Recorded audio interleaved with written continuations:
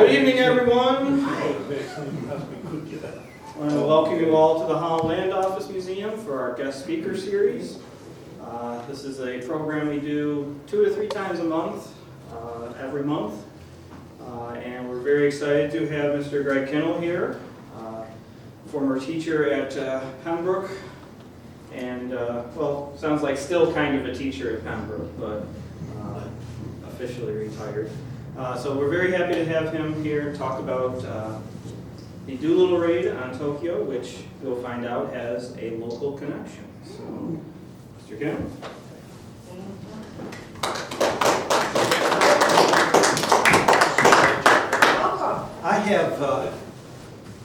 I really have the utmost respect for our military. My dad, during World War II, was a top turret gunner on a B-25. If you know anything about tonight's program, that's part of the connection. So the B-25 in our family, I have pictures all over my house of my dad's plane and such. But this wasn't some ordinary mission. In preparation for tonight, I wanted to, since I'm in Batavia, I wanted to make sure that I got it right, so I watched a bunch of documentaries. And a lot of the raiders, as they're called, there's going to be 80 raiders. They didn't think that it was going to be a matter of life and death. Jimmy Doolittle, you'll see a characterization of him. Jimmy Doolittle says, take a look at the guy next to you.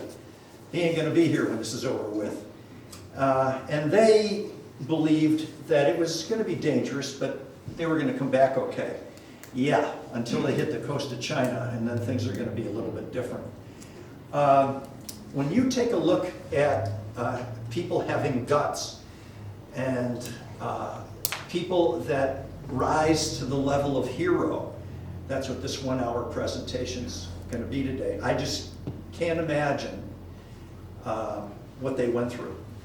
And I hope to do a good job with you tonight. So here we go. I'm going to reduce this when I get to the YouTubes because I can control them. When I do that, I can't control it when it's big like this. So that's the way it is. All right. So the issue is going to be we got some bad guys in the world.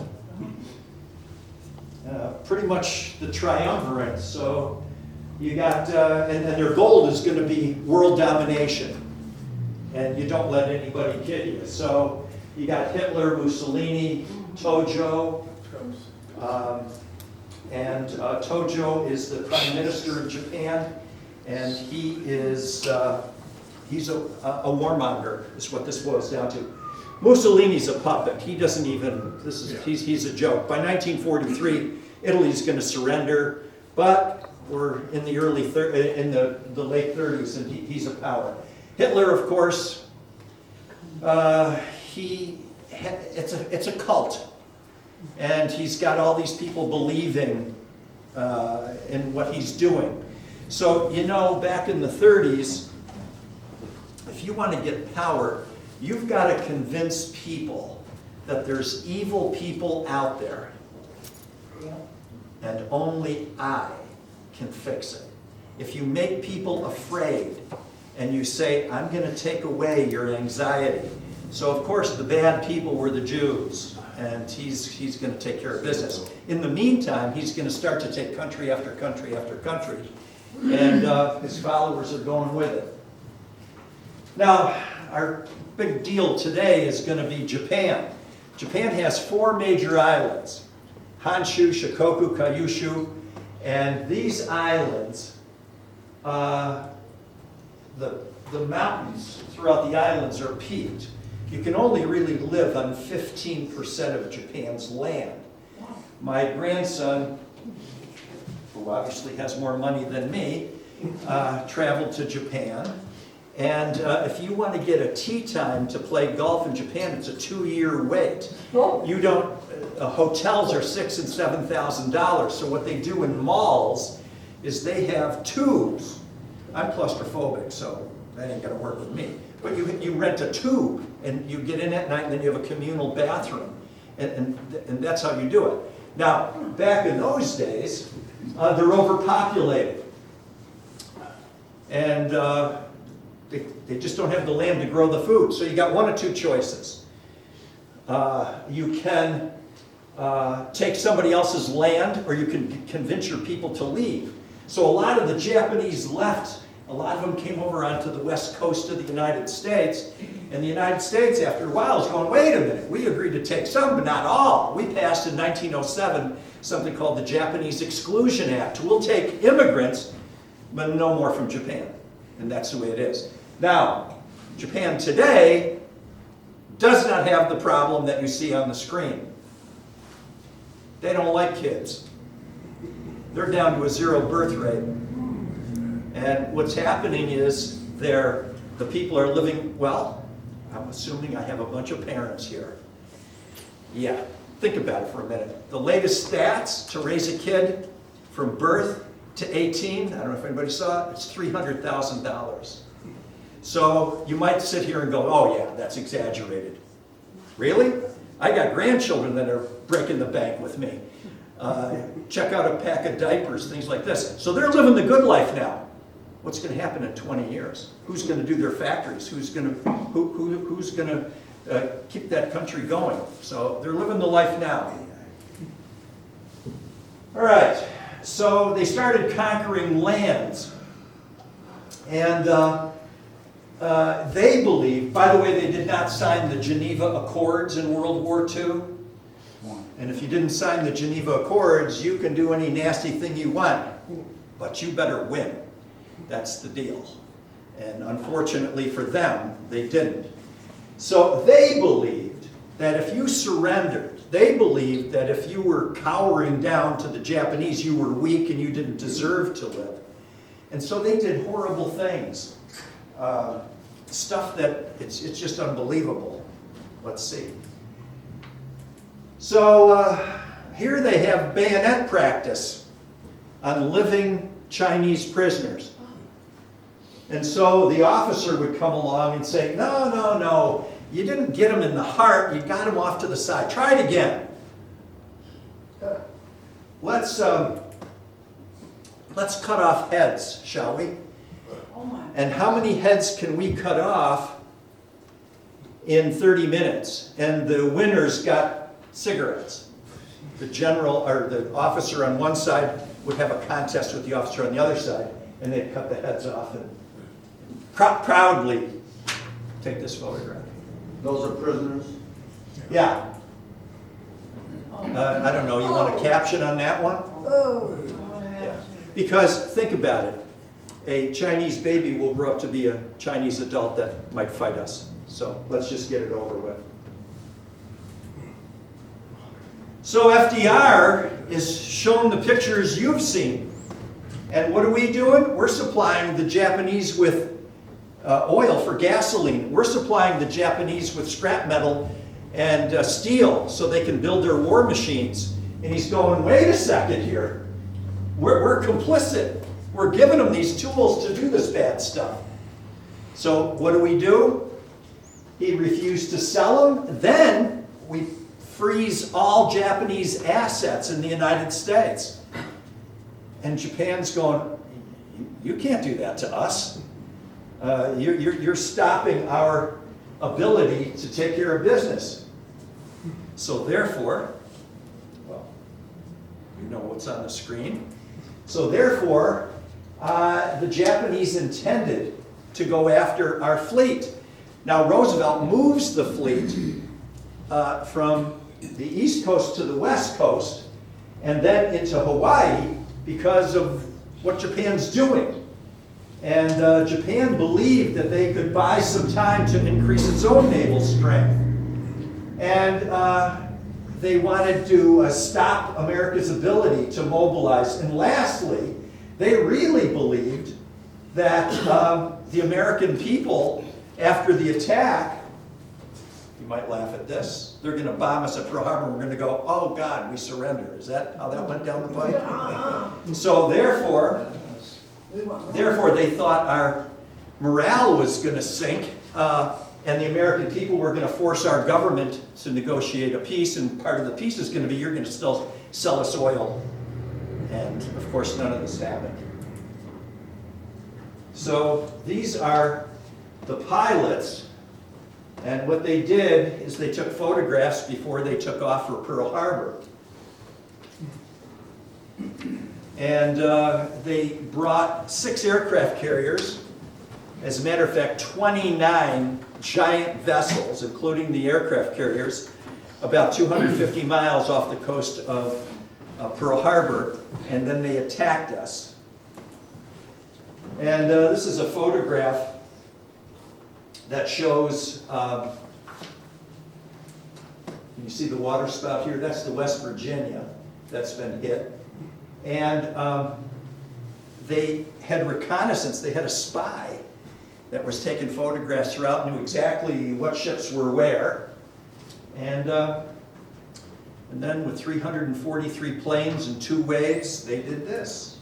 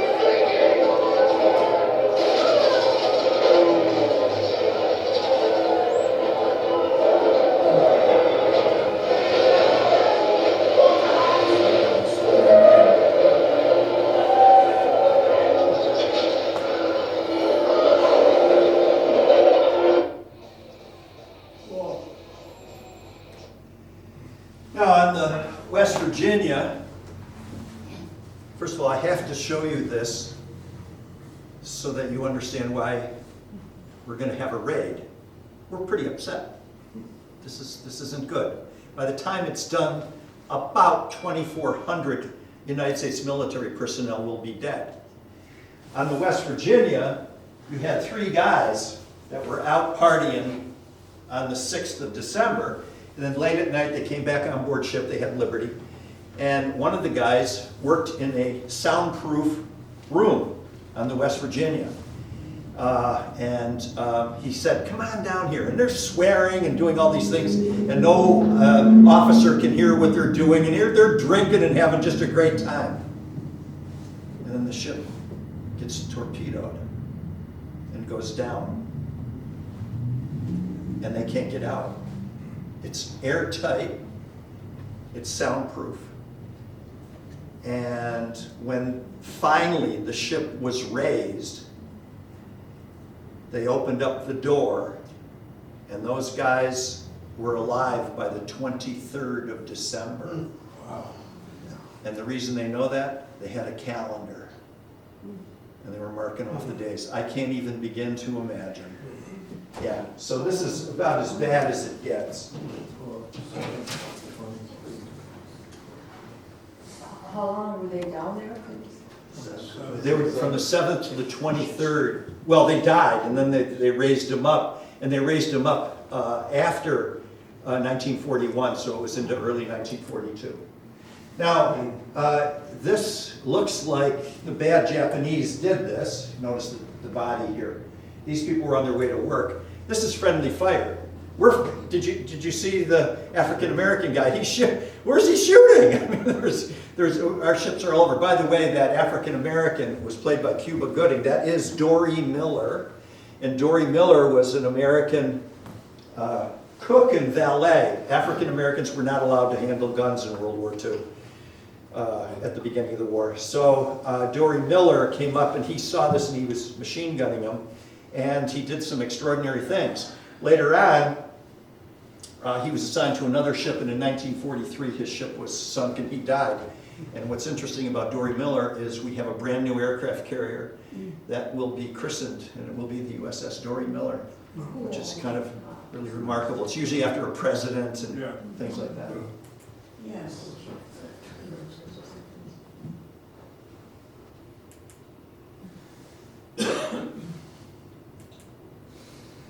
And Roosevelt, yesterday, December 7th, 1941, a date which will live in infamy. Now, if you see the original, I've gone to Hyde Park and they have it there.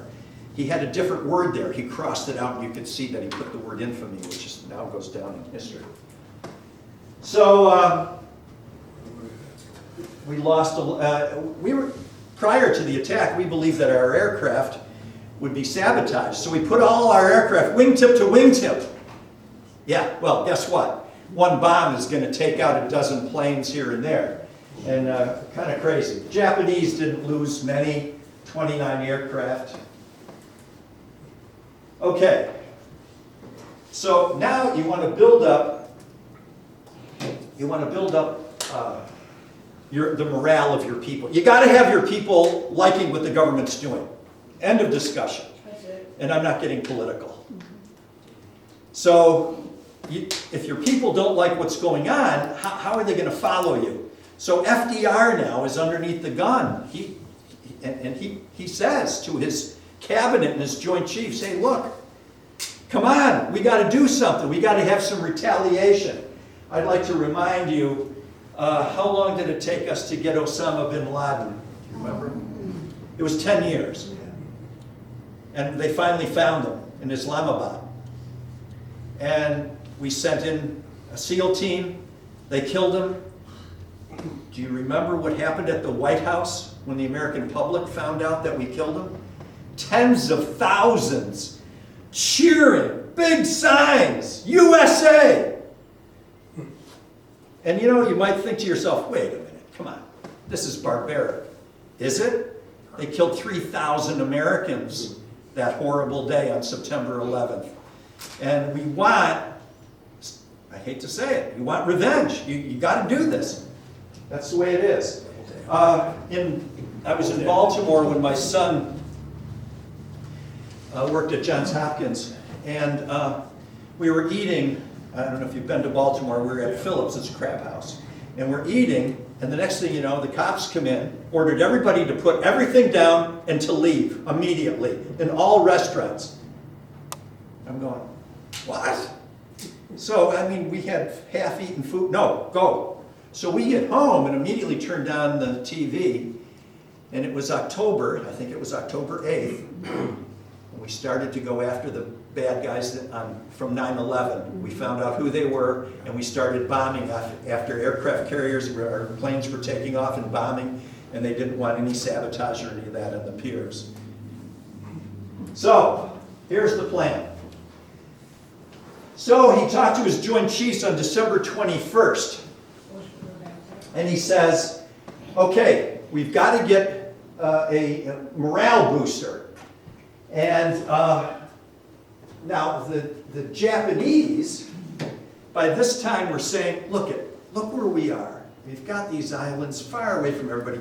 Nobody can ever come here, they've been telling their people. We're safe, and the reason you're safe is because we are in power and we're making this country safe. We'll never see the enemy here. Okay.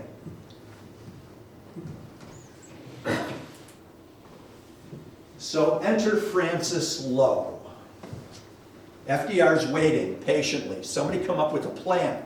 Now, we had aircraft carriers, and aircraft carriers have small planes on there. Even ours today, you know, we have like F-35s and things like that take off. You don't have big, giant planes on board. Well, little planes, what are they going to do? So Lowe says, wait, I've got an idea. And the idea is, let's put a medium-range bomber on the aircraft carriers. Let's strip them down and see if they can take off from the aircraft carrier and go bomb. They're bombers. Okay, well, geez, a whole bunch of ears pick up. And they passed it off to this guy. He was a barnstormer. He was a pilot with many, many medals. He was a daredevil. If you say you can't do it, he did it. Jimmy Doolittle. He was an aeronautical engineer, PhD. I mean, holy cow. And he was about that tall. So they pass it off to Doolittle, and Doolittle takes on the role. Okay, let's see what we can do. So what kind of plane? Well, they estimated, all right, I hope you can envision this. Here's Japan, working with me. Here's China. We're coming from this way. Bomb Japan, help me, and go into China. Certain parts of China were taken over by the Japanese, other parts were not. We want to land in the parts that are not, but you're going to hit Japan and jump over. So, you have to, they estimated, you have to have a range of about 2,400 nautical miles. They have to have at least a bomb load of 2,000 pounds, and that would mean four 500-pound bombs. Now, he looked at all the planes, and the ones he came up with were my dad's plane, a B-25. So let's take a look at a B-25. Now, my whole life, when I was a kid, all my uncles were in World War II, and at all holidays, all my cousins and I would sit there, come on, tell us another story.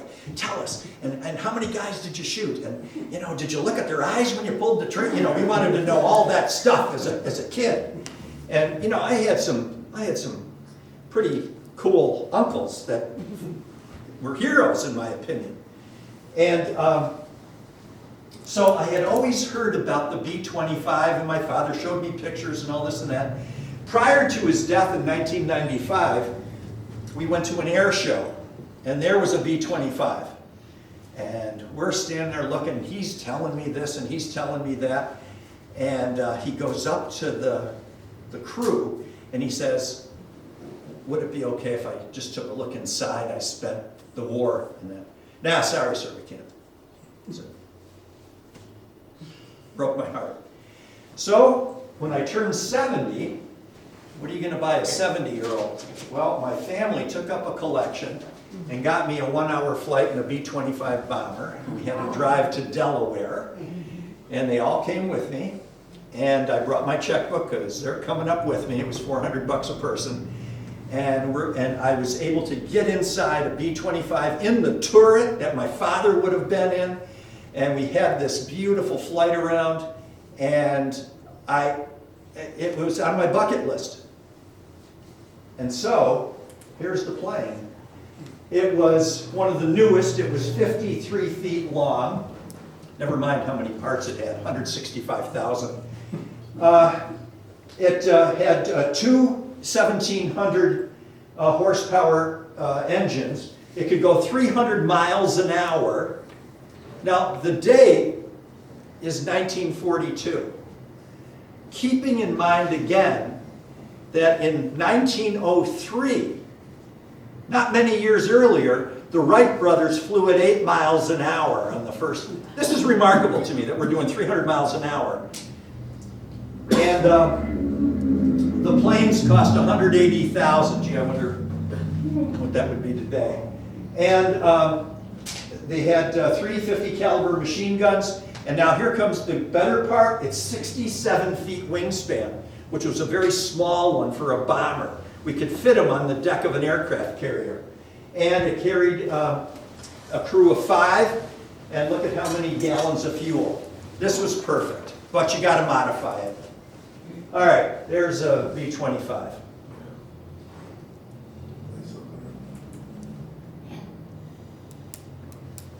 Now, my dad was in that turret, but that turret in his plane was back here. They went through modifications. And that's what you needed to do to fly that thing. I haven't the slightest idea, so. Why the holes? To cool it, yeah. When my dad was getting training, some of the guys kept their fingers on the triggers. And they melted them. So you had to do it in bursts.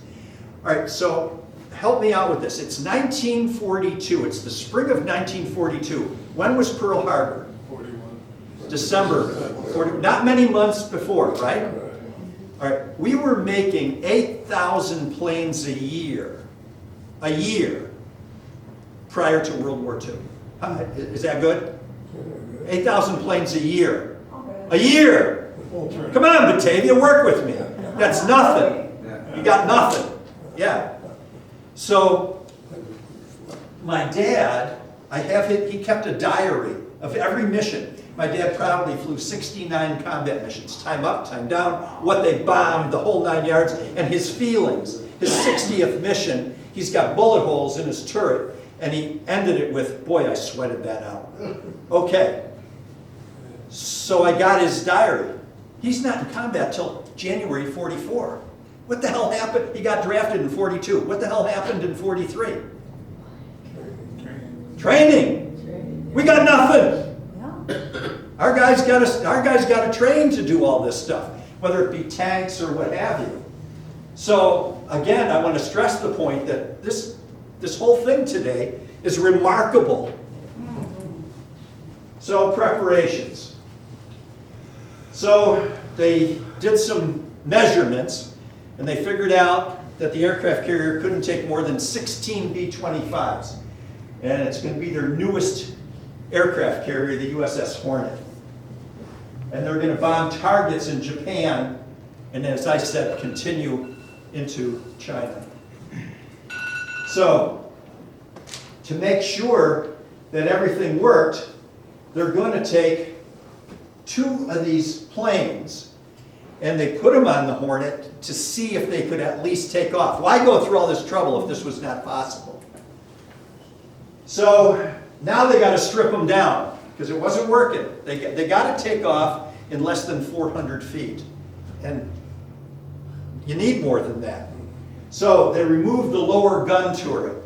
Right, there's a turret. Can you imagine being on that? And you're actually upside down. I don't know. No thanks. So they got rid of that. They installed de-icers. Steel blast plates were mounted. They got rid of extra radio sets. They installed 160-gallon neoprene auxiliary tanks. These were flying bombs. They're going to put extra gas tanks throughout the whole plane.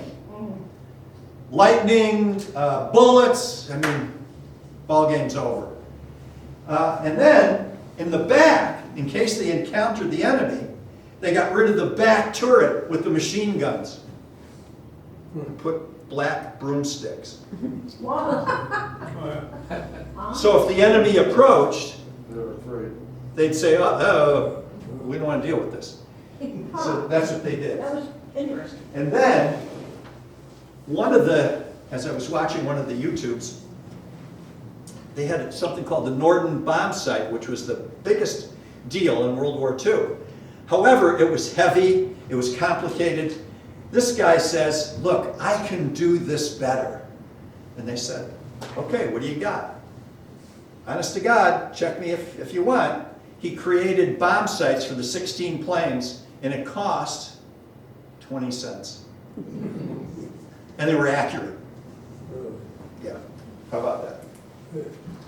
So they did their modifying in Elgin Field in Florida, and they practiced low level. They're going to come in over treetops when they get into Japan. Okay, watch the screen.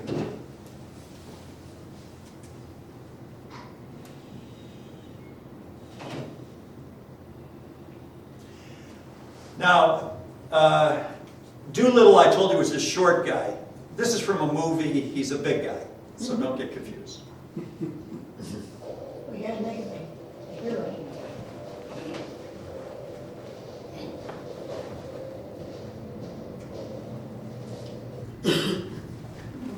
So Doolittle had to show them how to do it. Now they're ready to rock and roll. They've gone through their training. It's going to be about 66 days of training.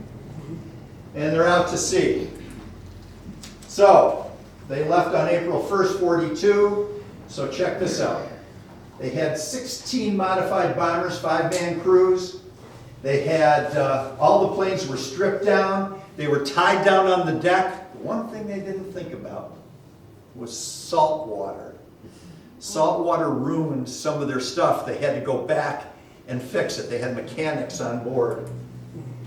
All right, so the Hornet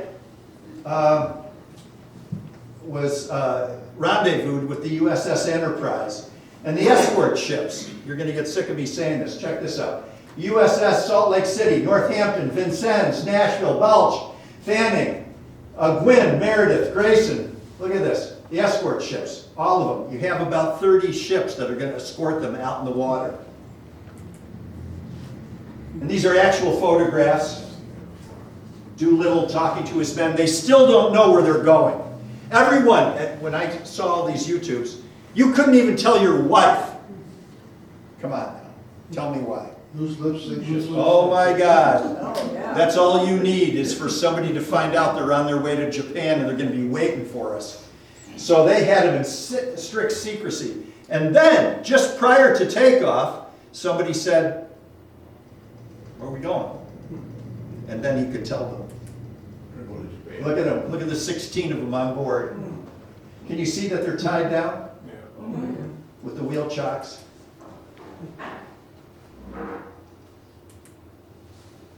Now, the Japanese, months earlier, gave us friendship medals. You working with me?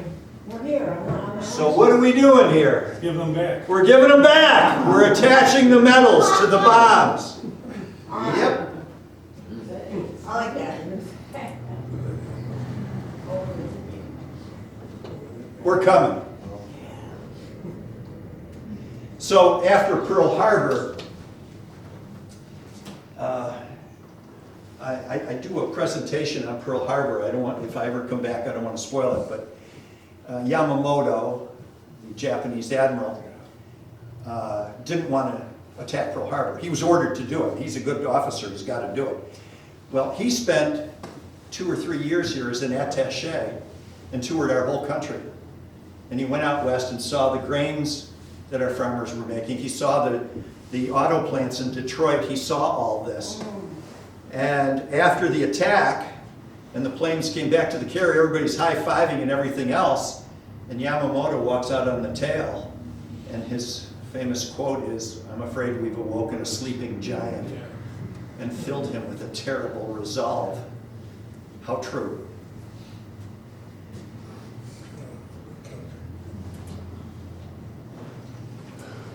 Jimmy Doolittle, here's our guys. 80 of them.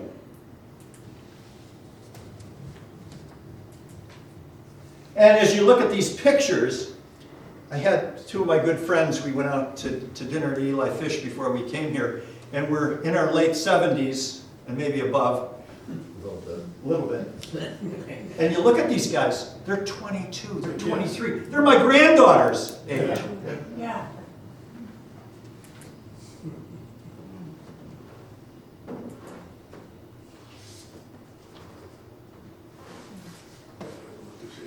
One of the 500-pound bombs being loaded.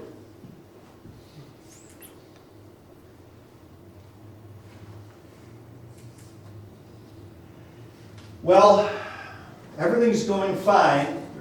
They're not doing any radio stuff. They don't want the Japanese to pick it up.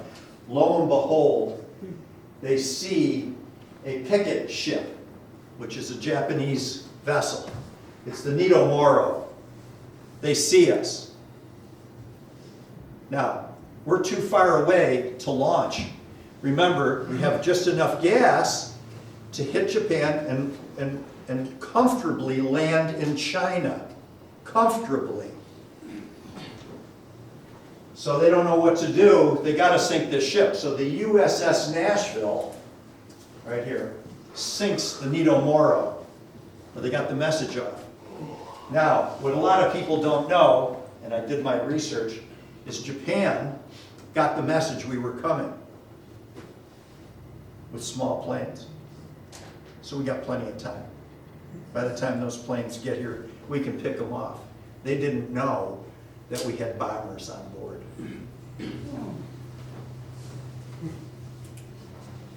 So now the raid.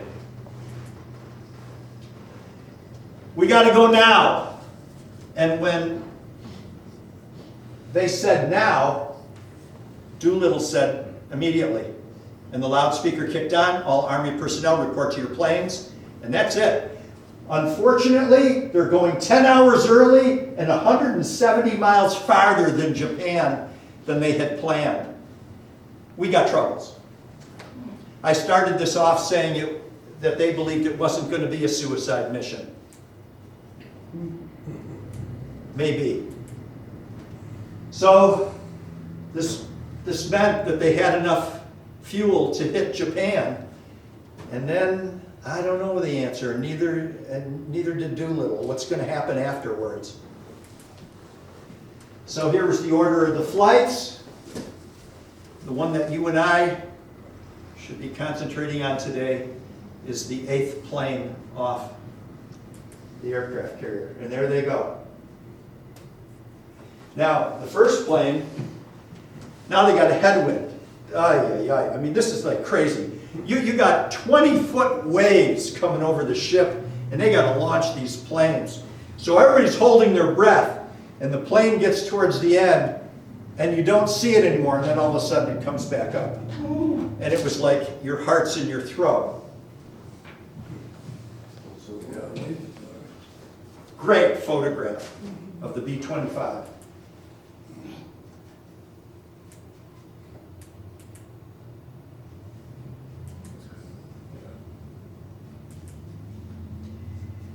So they flew towards Japan, and this was going to be their goals. Most of it's going to be in Tokyo, Yokohama, Nagoya, Kobe, and Osaka. These are actual photographs from our bombers as they approach.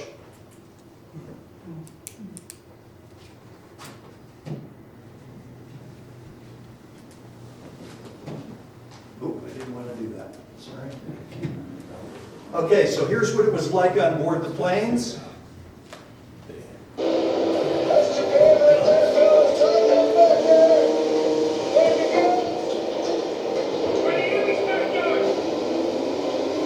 Look at how high.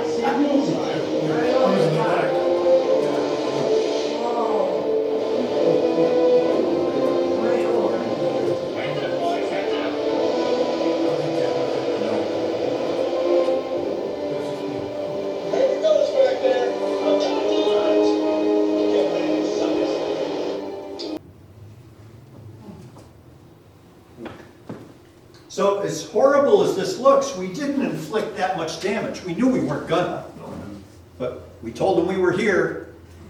Now, you saw the geisha girls there a minute ago? Now, the Japanese had invented a new bomber called a Betty. The Betty looked just like the B-25s. When our planes were coming in from the coast over Japan, the Japanese people, and our guys are waving back, that's how low we were. They thought it was a Japanese bomber. Yeah, well, it wasn't. Again, from our viewpoint,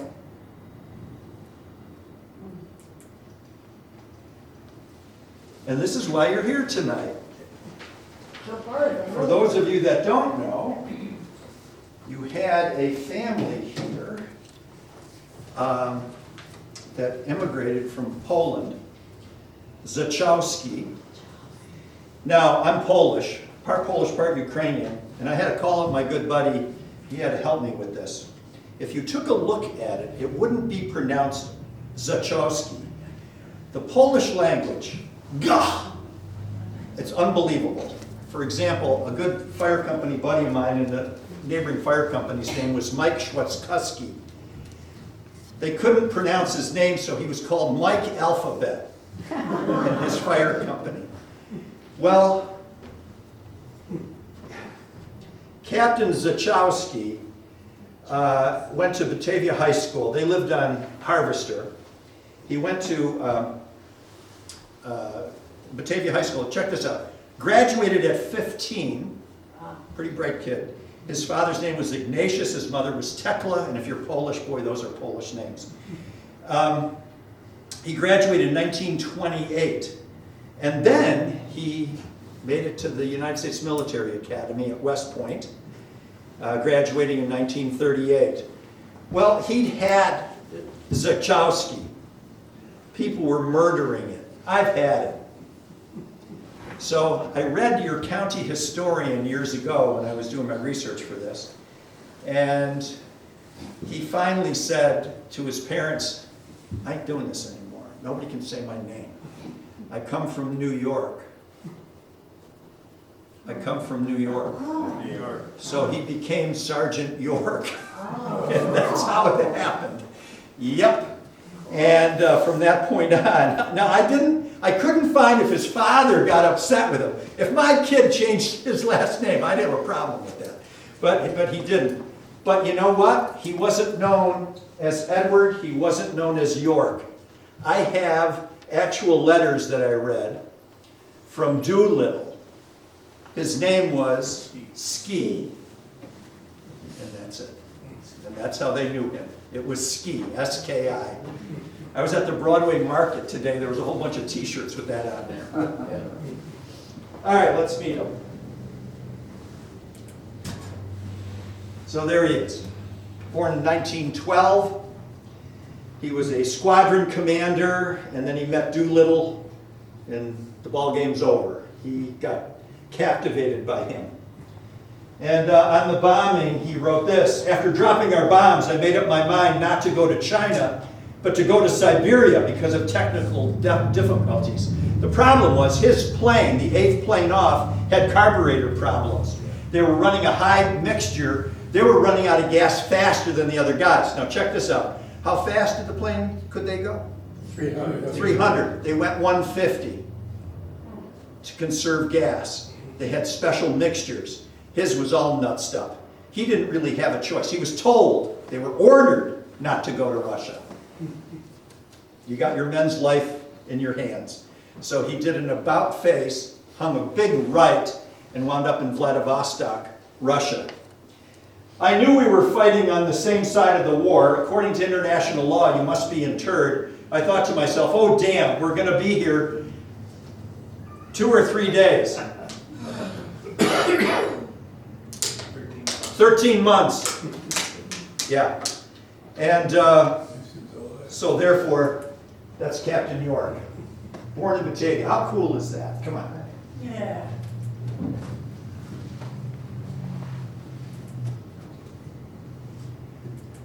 All right. So there's the crew. Do you see your boy? Looks like he's grown a little mustache. Yeah. So there's his flight crew. Remember, you have a crew of 5.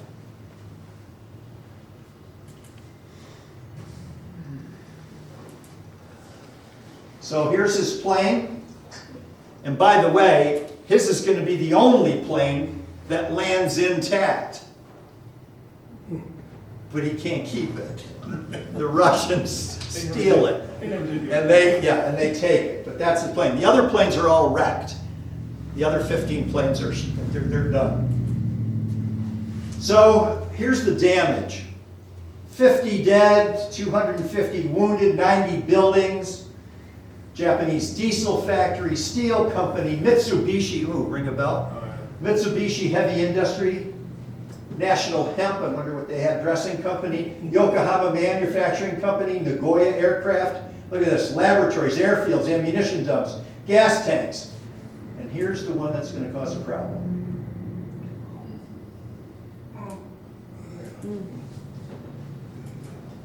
So, 15 of the planes proceeded, and they were headed to a city called Cichowski.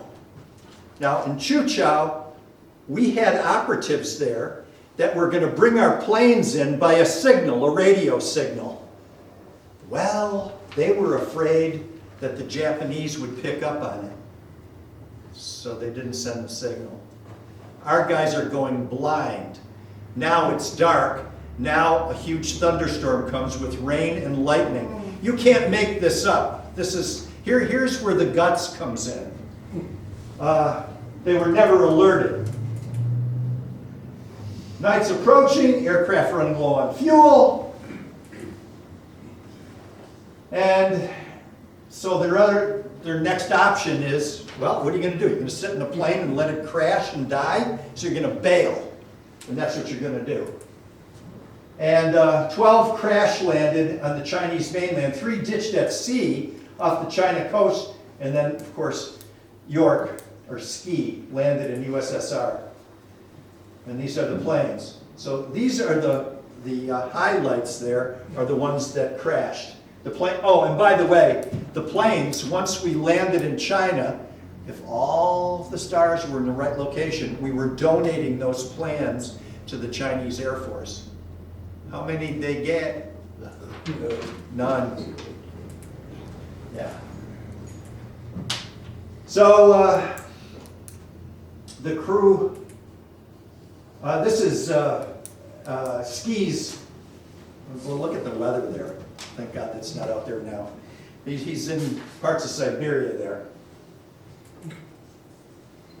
So one of them wrote, so I spoke into the interphone, told the boys we were going down. I told them to take off their chutes, but didn't have time to take off mine, and to be sure their life jackets were on as mine was. I put the flaps down and also the landing wheels, and I remember thinking momentarily that if this was Japanese-occupied land, we would make a pretty good fight of it while we lasted. Our front machine gun was detachable.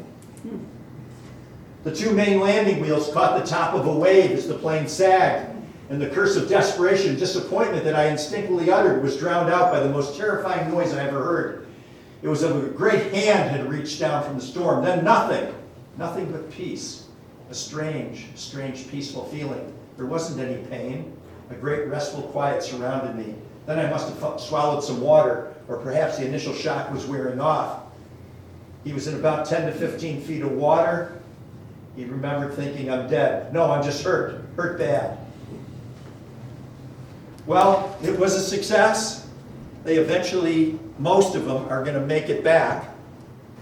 And there's the headline. Doolittle doed it. All right, why are the papers publishing this? What did we start this off with? Morale. Yeah. Yeah, this is good stuff.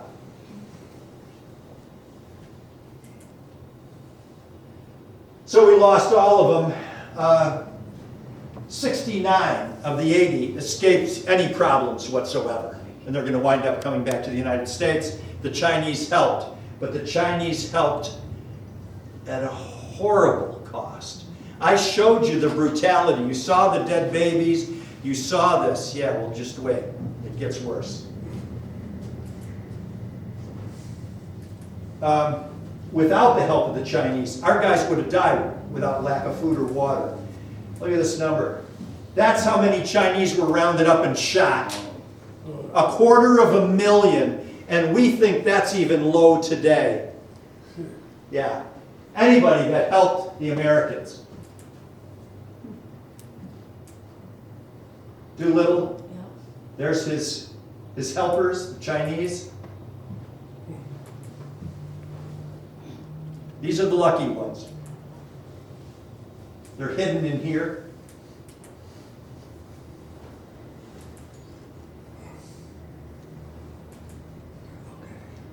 And then the bad stuff. Leland Factor bailed out, and he fell down a cliff and died. Sergeant Dieter and Fitzmaurice drowned. And by the way, when their planes hit the water, watch my hand. They went upside down. He's a captain. Yeah. Yeah, sergeant's up there. And these were the ones captured by the Japanese: Hallmark, Nieder, Nielsen, Farrow, Height, Barr, Spatz, and DeShazer. You're going to recognize some of those names coming up here in just a minute. This is one of our guys. Look at the Japanese. They blindfolded him. They're going to take him into prison. This is Robert Height. And that's Robert Height. blindfolding him, taking him off. And what's incredible, he's going to survive.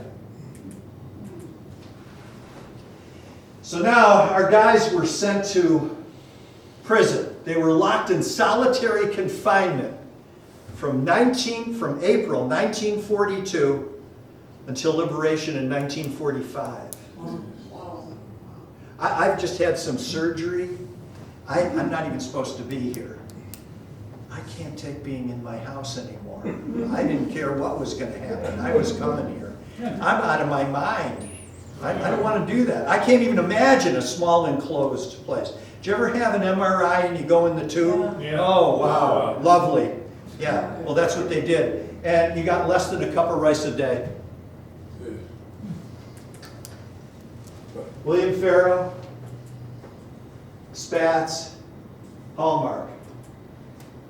All right, those three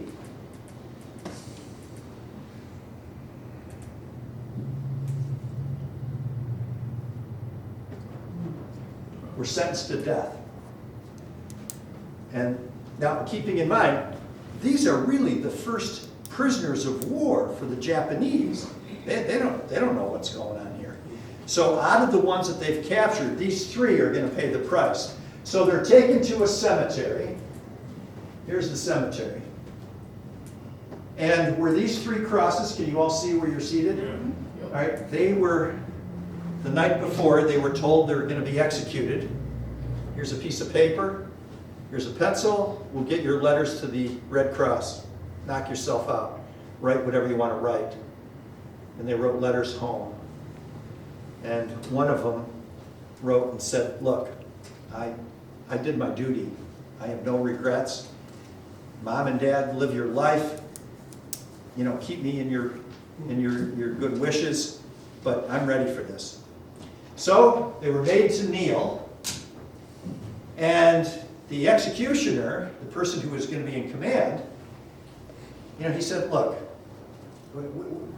we got to do this. You know, it's like you're going to say, yeah, I get it. Yeah, no problem. And they put a blindfold, but the blindfold went up into their, up in here, their forehead. And then he took a pen and put a dot smack dab there. And then as they knelt down, they had three Japanese marksmen. Ball game's over. Put a bullet right in their head. They were immediately cremated. I don't understand that. Immediately cremated. My guess would be, and they didn't know where the war was going, maybe this was murder. We're not going to have any part of this. But they left identifying tags in the boxes containing the cremations and stored them at the cemetery. We found out. Japs execute Doolittle men. We'll pay you back, Tojo. And then, look at a cup of rice a day, if that. No fruits, no vegetables. So here we have one of our guys, Robert Meader. He dies at Berry. All right, our guys are back home. Fly to Tokyo, all expenses paid. And he's awarded the Congressional Medal of Honor by Franklin Roosevelt. And that's his wife with him. He called his wife the General. All of them were awarded the Distinguished Flying Cross, one of our nation's highest honors. And the ones that were wounded or killed were awarded the Purple Heart. The Chinese government gave them awards. Look at these guys. All back. So the remaining men, Haidt, Barr, DeShazer, they're freed by United States Army troops. And here's the head guard. So he's now been arrested. And so therefore they were sentenced to 5 years and 9 years of hard labor. I would have killed him, but that's me. Yeah. So we made a concerted effort to bring the remains home of everybody who died in this. And we were able to do it.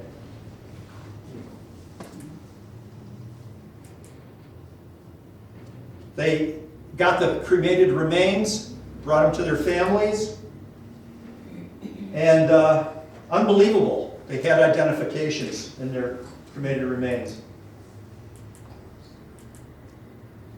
And then check this out. This is DeShazer. He was locked up for 3 years. Look at the last part. He returned to Japan after the war as a missionary for 30 years. Wow. A Christian missionary in Japan. Unbelievable. 28 raiders remained in the theater of fighting in the China-Burma theater. 5 of the raiders were killed in action. 19 raiders flew combat missions in North Africa. 4 were killed. 9 raiders served in the European theater. 1 was killed. 12 raiders died in air crashes within 15 months of the raid. 2 of the raiders were separated from the Army Air Corps due to severity of their injuries. So now the impact. Well, it didn't do a whole bunch of damage, as I pointed out. However, it boosted American military morale. They saw more people signing up to join our Navy, Army, and Marines. And the Japanese Navy tried to find our guys, our ships out at sea after this. Couldn't do it. And they bore responsibility to this, so now what's going to happen is they're going to take troops from fighting on different islands where we're going to eventually fight and bring them home to protect the homeland. So that's what we wanted. Bring them back to Japan so that we can knock off different islands here. And then Yamamoto said, we got to go take Midway, and he rushed it. And they lost. They lost 4 aircraft carriers at Midway. Well, it's long after, and we have a reunion. And the reunion started right after the war ended to 2013. Why 2013? They're all good. Where's the guy? We're at 170 a day World War II vets dying across the country. That shouldn't be shocking. As a matter of fact, that isn't even sad, because they're not even in their 90s. They're beyond that. And those are good lives. Remember, I had 52 years teaching at Pembroke. Do you remember what happened in 1987? We lost 3 kids and a driver ed teacher in a DWI crash. That's bad. Those funeral home visits, not good. But when you're 106, hey, good life. So here's one of their advertisements from 2013. And the high point is that somebody carved silver chalices with their name here and then their name upside down. Can you tell me why? Because when you burn the goblet. Yeah, when they died, the goblet goes this way and their name is still visible. So then they would meet and then they would toast. Now, they drank cognac. And the year 1896, it was a very expensive cognac. Why 1896? It was the year Doolittle was born. Yeah, yeah, and he donated it. Yeah. So now these mugs are at Wright-Patterson Air Force Base. 3 years ago, my friend, I had just retired from Pembroke, and he said to me, let's go out west in my camper, just you and I. I'm in. So for a month, we went all over, and the first place we hit was Wright-Patterson, and I was so honored to see this. And you can see most of them are upside down. And here's Robert Hite then. So he survived. And they finally did their final toast. Now, when they delivered these, they had to take them from the Air Force Academy in Colorado, and they had to bring them to Wright-Patterson. And they had to do it right. So they put the word out, and they got every flyable B-25 bomber in the United States to escort the mugs to Wright-Patterson, including the Panchito, the one I was in. As a matter of fact, the Panchito had the mugs there, but they all landed at Wright-Patterson. Can you imagine all these B-25s? Wow. How cool is that? And as they got older,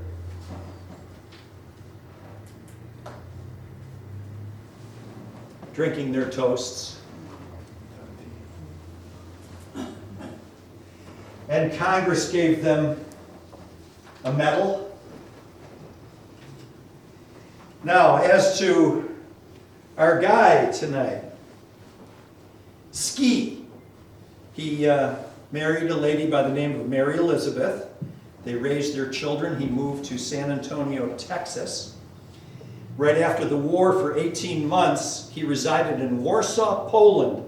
He was an air attaché because he could speak Polish, right? If your father's name is Ignatius, you're speaking Polish. So he returned to the U.S. in 1947. He was a commandant at the Air Force Candidate School, and for 22 years he had various assignments all over the world. His military career ended after 30 years. So, since we're bragging about him, please pardon me, you need to hear this. He was an air attaché to Denmark, air attaché to the Pentagon, chief of staff for the Transport Air Force at Travis Air Force Base, commander of ICBM sites activation at Larson Air Force Base in the state of Washington, chief of staff, headquarters Air Force Security in Kelly, Texas, deputy commander, headquarters U.S. Air Force Security Service, and retired from the Air Force on September 2nd, 1966. Whoa. Wow. Yes. So if it's Batavia, you got somebody to be pretty proud of. Wow. And he died of a heart attack on August 31st, 1984. He was 72 years old. And I would like to say that he's buried at the Pembroke National Cemetery, but he's not. He's buried at the Fort Sam Houston National Cemetery in San Antonio, Texas.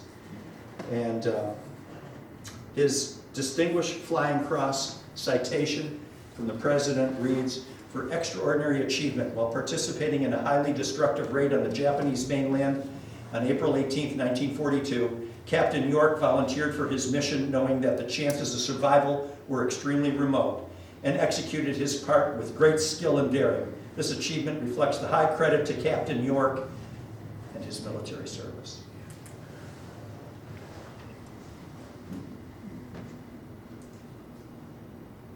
Wow.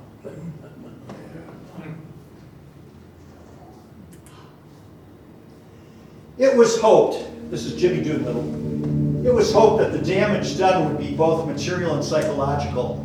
Material damage was due to the destruction of specific targets with ensuing confusion and retardation of production.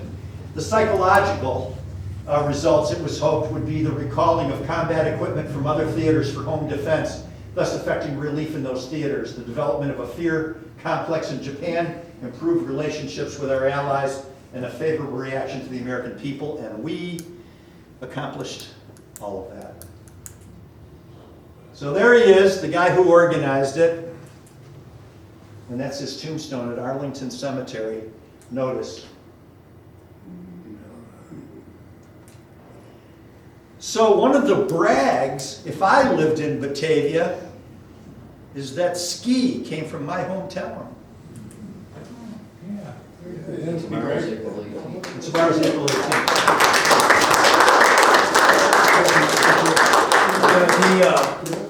My good friend Mick Schrader, his father Harold went to school with Colonel York, Wow. and Mick had talked with some of his relatives, and I can't say it either, Cichowski or whatever, and finally he says to the relative, he says, "Now which way is right? Was it Cichowski or whatever?" And he said it the other way. She says, "Whatever." Yeah, I know. But Mick's mother and father went to his graduation at West Point. Wow. And he would come and visit Batavia and go to their house down on South Spruce Street. And Mick has donated a bunch of the letters from him and I think probably the program from his graduation at West Point and all that. So they really had a very close relationship. You know, I'm serious, this is a big deal. Oh, yeah. Him coming from Batavia is a really big deal. He's probably the most significant Yeah. World War II person from Batavia. Of course, yes ma'am. My husband wasn't able to make it tonight, but Ski was his uncle.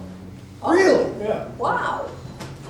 And what's? John's mother was Ski's sister, Wow. baby sister. Wow. Yep, so And what's your last name? Roach. Oh, that's easy. Yeah. That's a small world. So she, of course, remembers growing up on the corner of Harvester. How cool. And I met him in probably 1974.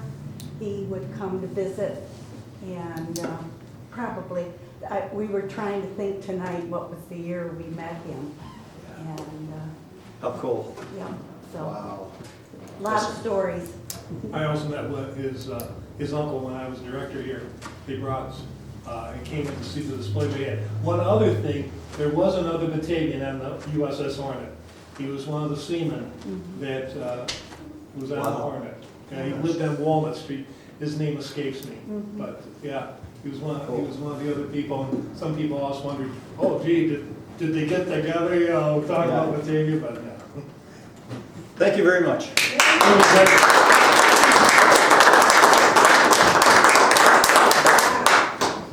Well, thank you again, Greg, for that great presentation. Guys, so Just a quick little extra note. Yeah. We have You a, know, Mick was talking about you. we have a and book he in the said- bookstore here. he said, It's well, called you know, Vanishing roaches Acts. Just came out last And year. I said, oh yeah. I And said, it "The actually ones is over all by about there." I said, ski. Yeah. No kidding. Yeah. Isn't And that that, there may be I don't another think reason John why he ever ended up in realized Russia.